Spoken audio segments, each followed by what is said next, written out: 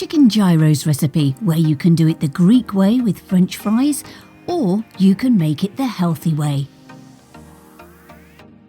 To make the chicken gyro marinade, you need to get 2 chicken breasts chopped up into bite-sized pieces.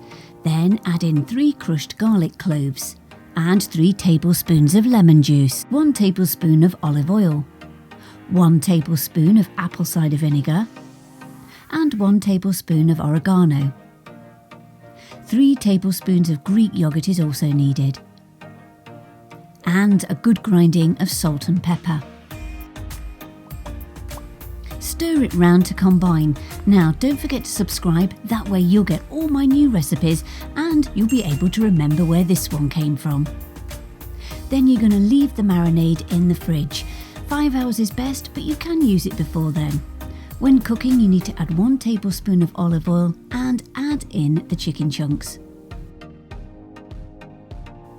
Just try and separate them out a bit so they don't steam as much, but gradually the sauce will go down and you'll start to get this lovely griddled effect.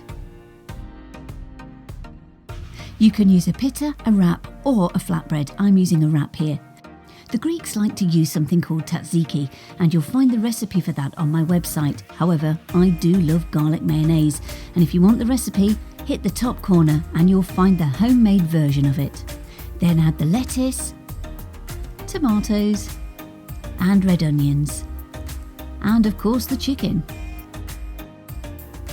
Now if you were to make the naughty Greek version, which I do like, then you would add the French fries in now.